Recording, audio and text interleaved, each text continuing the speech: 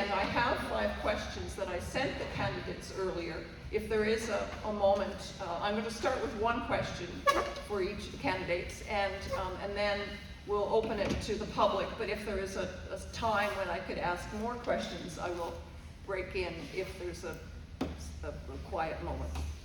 And I think the format will be that we will alternate between who goes first to answer the question, so that it's a fair advantage or disadvantage to go first or second. So just to make it fair, those are the efforts.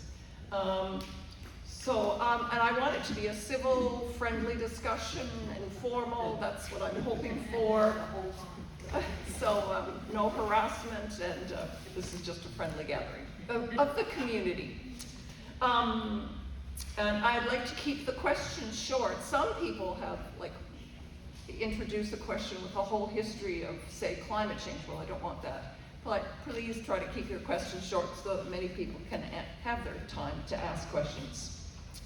I'm going to start, though, with 1 question to get the ball rolling. And that question will be, what concrete actions will you take to get transit service to the Eastern Shore? And I'm going to start with David, but I'll alternate, as I said. David. Thank you, Dee, for the question. And also, before we get started, I want to acknowledge we're in the Mi'kmaq, the traditional ancestral lands of the Mi'kmaq people. We're all treaty people. I'd also like to take this opportunity to acknowledge Pam Lovelace in the crowd, one of our candidates for mayor. I'd like to welcome her to Muscatine Harbour. And to let you know, I'm supporting and endorsing Pam because I believe it's time for a voice from the county to be in the mayor's chair. We have Walter Fitzgerald for Halifax, Peter Kelly for Bedford, Savage for Dartmouth. Time for the county to have a seat, and Pam's our candidate. So I'm publicly supporting Pam for that position. Now, to get on with transit, as you know, that transit has been an issue in the rural areas for a number of years, ever since the Zinc bus to Sherbrooke was cancelled because of lack of business. And trying to bring transit back in some form has been an issue. Back in the county days, when the Beaverbank Transit was first formulated, the Beaverbank Transit service for Porters Lake, East Preston, Lake Echo, it was done by a local area rate. But when amalgamation occurred, that community transit became a part of Halifax Metro Transit, and the service continued as it was. But over the years, the service hours have changed because based on ridership. If the ridership's not there, then the bus schedules will adjust accordingly. So over that period of time, there's been adjustments to that route, as well as time services, as well as the route that goes into Cole Harbour via Ross Road down to service that part of Westfall and Cole Harbour that did not have a bus service. But with the regional plan initially back in 2000, they talked about trying to bring rural express service, and there was a proposal back then by onshore consultants about having rural express services with major interchange exits and with the Highway 107. They have a Highway 101, 102, or 103, and Highway 107, we have a network of these park and ride terminals. Some of them are in place, but they're not all in place according to the consultant's report that was done in 2007. But after we got the Porters Lake finally in place in 2012, the municipality at that time decided to put a hold on expanding any further transit services until they get a better handle on the core services of town, instead of before expanding boundaries. So with the opportunities before us now, the province just announced the Joint Regional Transportation Authority. They're looking at transportation issues within 1 hour's drive of Halifax, and that brings us out to Muscatine Harbour within that catchment area. So I think it's a prime opportunity to bring back the rural express service on every intersection, interchange along 107 highway, to look at those opportunities. Mineville should have a park and ride terminal. And now with the new school in Chesapeake, with the province announcing free bus passes for students, it'd be ideal to put a park and ride terminal at the east, at exit 21 to East Chesapeake, as well as to bring it out here to the rink. It'd be easy for the municipality not to have to buy any property, pave the park a lot, put a turning circle by the gazebo here, and bring the bus out here. So hopefully through the Joint Regional Transportation Authority, we'll get some federal provincial funding. The federal government just announced some rural transit funding, but that won't be available until 2027. So in the meantime, we're trying to get what we can in regards to getting back on the map for planning and implementation. Thank you. Okay, Will? Wow, that's tough to follow up. I would just first want to thank everybody for allowing us to be here today. My name's Will Gilligan. I'm running for council as well. And it's funny, I can do an auction or speak in front of thousands of people fine, but for tonight, for some reason, I'm a little bit nervous. And I think the importance of tonight doesn't weigh lightly on me. That being said, I've written a lot of notes over the past couple of days, so I am going to read from the notes. I did try to memorize them, but at my age, it's kind of hard to do. So, to address the lack of transit servicing on the Eastern Shore and reduce the number of cars on the road, I would propose the following tangible actions. I'd work to push expanded transit routes that connect Eastern Shore to key hubs in Halifax. This includes extended hours, weekend service, and additional routes that serve the rural communities in District 2. We need to expand on-demand services like Musco Rider to ensure they're more accessible and reliable for Eastern Shore residents. To achieve this, I would push for more subsidies and grants, increased subsidies and grants that make services like Musco Rider more affordable and available to more people. This can include financial support from all levels of government, focusing on accessibility for seniors, students, and low-income residents. Extension of hours, ensuring these services run longer into the evening and on weekends is crucial. Expanding hours would allow residents to rely on these services for more than just daytime trips, making them viable for work commutes and social outings. And the last thing would be a partnership with Metro Transit. One of the most important aspects is establishing a seamless transfer from Musco Rider to Metro Transit at key terminals.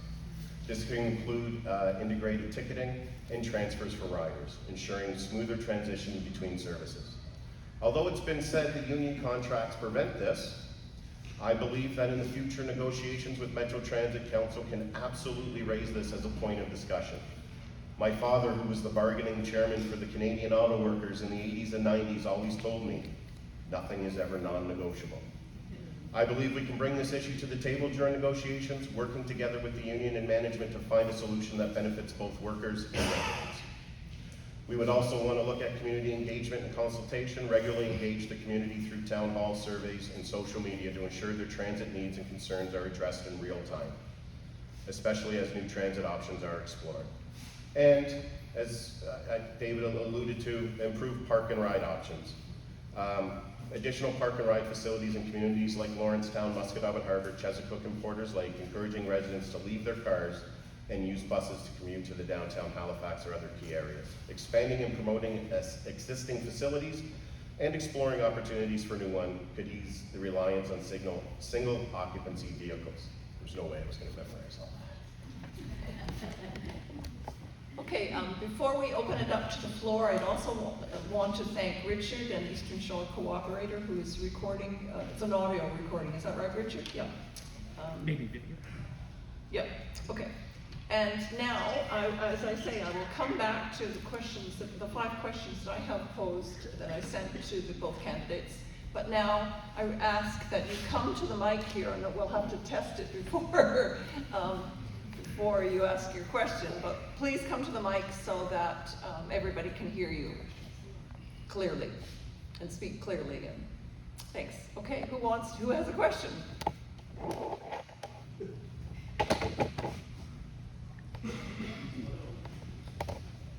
Okay, good. Please state your name. Yes, Of course. Kurt Sampson, I live in Gatesbrook, and I was just looking around the room, and I'm going to ask a question on behalf of the people who I think are the most important people in this community who are not here in this hall and who can't vote. And I want to know how you make decisions keeping in mind the interests of our youngest community members. What is their biggest threats? How do you make decisions keeping them in mind and in their best interest? Thank you. So that's an excellent excellent question. I think we both had the opportunity to go to Gatesbrook Junior High and talk to the students there, and I got to tell you, win or lose this thing, that day was a win for me. And to see how engaged the students were was absolutely amazing. Now, there was some important things we had to get out of the way. They need a Popeye's chicken. They need a McDonald's, and they did ask for the old number 7 to be moved closer to Gates Brook. But they also talked about bicycle safety and riding their bikes. They asked, there was six students there that asked me, how come they don't have a football program on the Eastern Shore? And how come they can't play here? 3 of them travel to play for the Dartmouth Destroyers, and 3 of them travel to play in Cole Harbour. And I didn't have an answer for them. I don't know why we don't have that. We should have that. So I think, you know, to simplify your question, I think what council has to do is make sure that we create a community that our kids can live here, can play here, can work here, and can stay here. And I think that's what we need to do. Okay, David? In regards to the young people and trying to keep them involved in the communities, it's important to have our community assets in good, safe working condition. We have a number of playgrounds throughout the municipality, especially in our district here, that are constantly being maintained and repaired and replaced. We want to make sure that our playgrounds are in good working order. Also, make sure our ball fields and playing fields are available and stuff. We're trying to keep them maintained as best we can, depending on how the growing season go. But the biggest thing is having the issue of having coaches and volunteers to help make sure that those ball teams and soccer teams are there, because a lot of them are based on volunteers, and we need to support the parents and stuff and the community groups that, in regards to that, try to find umpires for games and stuff. You know, some of them don't like to travel up the Eastern Shore. That's why I don't see games anymore being played in Little Harbor or Chador or Beach Hill. We're trying to consolidate to different places. So I've been looking at different opportunities to see if we can build what they call baseball campus sites, with the eventuality with the French school in Porter's Lake probably replacing is being built on the old site itself. We'll probably lose 2 play fields there because of school construction. So I'm hoping that the Chevy Hills site, or the municipality has additional property, look at doing a second and ball field up there, so like to have the capacity we have in East Chesco for 2 ball fields beside each other. If you're not aware, the Chevy ball field is also being expanded to incorporate baseball for next year. So we have a larger field dimensions going up there. But also, when we're talking about the paving of the highway and stuff that the province has been doing, I'd like to see that they'll continue with the Blue Route. That's the paving of wide shoulders on Highway number 7 whenever it gets done. We've seen it recently here, the other side of the bridge to Zen River Bridge has been done in the last couple of years. If you've been to Sheet Harbor, from Sheet Harbor to West Quaddy, 17 kilometers of the highway over the last number of years has been paved with wider shoulders. This was done in Lake Echo back in 1998. Stop there until they redo the highway through number 7 Porter's Lake. So I'd like to see the paved shoulders number 7 highway to make it safer for people to walk and cycle. But the biggest thing is that we also want to look at our trails that we have. We have active transportation trails as well as motorized trails. So people might want to have different type of activity uses out there. So I have those available. And there's also a lot of chatter about access to lakes and rivers and oceans for boat launches and stuff. So we got to make sure that we have that availability. Across the park here, we have a new road park, that's the name of it, in regards to a boat launch for kayaks and canoes and paddleboards. So we're trying to open up more recreational opportunities for the community, to have our young people involved and engaged. Can I just comment? I think we're going to keep it to this format. Okay. Yeah. Okay.